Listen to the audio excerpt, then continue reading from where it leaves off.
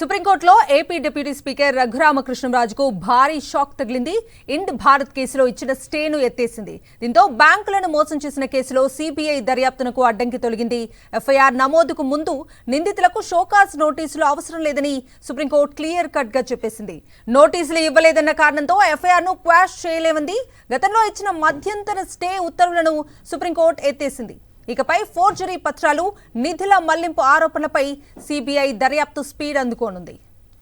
ఇదే అంశానికి సంబంధించి పూర్తి డీటెయిల్స్ అందించడానికి ఢిల్లీ నుంచి మా ప్రతినిధి వెంకటేష్ లైవ్ లో జాయిన్ అవుతున్నారు. వెంకటేష్, చెప్పండి, సుప్రీంకోర్టులో ఏపీ డిప్యూటీ స్పీకర్ రఘురామకృష్ణంరాజుకు భారీ షాక్ తగిలినట్లుగా చూస్తున్నాం. దీనికి సంబంధించి పూర్తి డీటెయిల్స్ ఏంటి? ఇండ్ భారత్ కేసులో రఘురామకృష్ణంరాజుకు సుప్రీంకోర్టులో గట్టి ఎదురు దెబ్బ తగిలింది. ఇప్పటివరకు ఈ కేసులో ఉన్నటువంటి స్టేను ఎత్తివేస్తూ సుప్రీంకోర్టు సంచలన తీర్పు వెలువరించింది.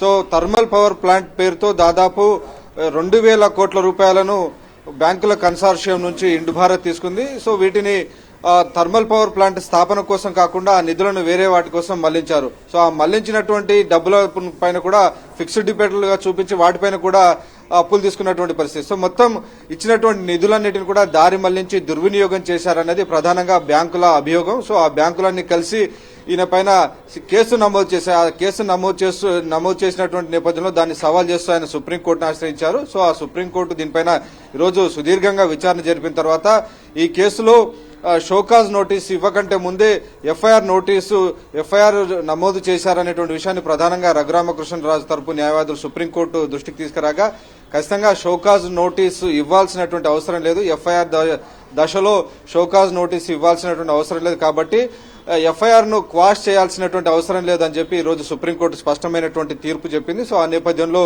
ఈ మొత్తం వ్యవహారంలో ఈ బ్యాంకులను మోసం చేసినటువంటి ఈ కేసులో దాదాపు 2,000 కోట్ల రూపాయలకు సంబంధించినటువంటి మోసం, ఒక బ్యాంకు నుంచి దాదాపు 947 కోట్ల రూపాయలు అప్పు తీసుకున్నారు, ఇంకో బ్యాంకు నుంచి 827 కోట్లు. ఇవన్నీ కూడా ప్రభుత్వ రంగ బ్యాంకులు. సో ప్రజలందరూ కూడా అక్కడ దాచిపెట్టుకున్నటువంటి డబ్బు ప్రభుత్వ బ్యాంకులో ఉంది. ఎస్బీఐ లాంటి ప్రధానమైనటువంటి బ్యాంకుల నుంచి ఇంత పెద్ద ఎత్తున నిధులను అప్పులను తీసుకున్నారు. కానీ ఆ తీసుకున్నటువంటి అప్పులను ఏ ఉద్దేశం కోసం, థర్మల్ పవర్ ప్లాంట్ కోసం పెడతామని తీసుకున్నారో దానికోసం కాకుండా వేరేగా దారి మళ్లించి వాటన్నిటిని కూడా మిస్యూజ్ చేశారన్నది ప్రధానంగా బ్యాంకులు చేస్తున్నటువంటి అభియోగం. సో ఆ నేపథ్యంలో ఈ అంశంపైన సిబిఐ ఎఫ్ఐఆర్ నమోదు చేయగా దానిపైన ఆయన స్టే తెచ్చుకున్నారు. కానీ ఆ స్టేను ఈరోజు సుప్రీంకోర్టు తొలగిస్తూ ఈరోజు సంచలన నిర్ణయం తీసుకుంది. దాంతో సిబిఐ దర్యాప్తుకు ఇక అడ్డంకులు తొలగిపోయాయి. అయితే రఘురామకృష్ణరాజు తరపునటువంటి న్యాయవాదులు మాత్రం దీన్ని తమ ఖాతాలను ఫ్రాడ్ చేసేటువంటి అంశంలో తమకు ముందుగా సమాచారం ఇవ్వకుండా, తమ వాదన వినకుండా ఈ ఖాతాలను ఫ్రాడ్ గా ప్రకటించారు, కాబట్టి తమకు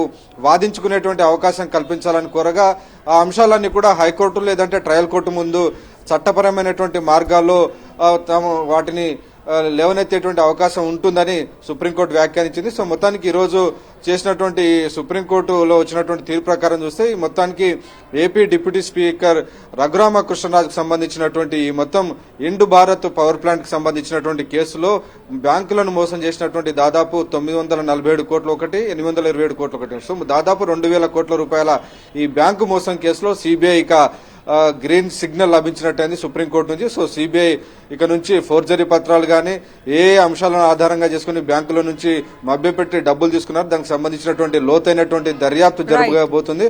సో దానికి దర్యాప్తు జరిపిన తర్వాత ఎవరైతే దీనికి సంబంధించి ఫ్రాడ్ కు పాల్పడ్డారో వారిపైన తగినటువంటి శిక్షలు పడేటువంటి అవకాశం ఉంది. Right Venkatesh, thank you.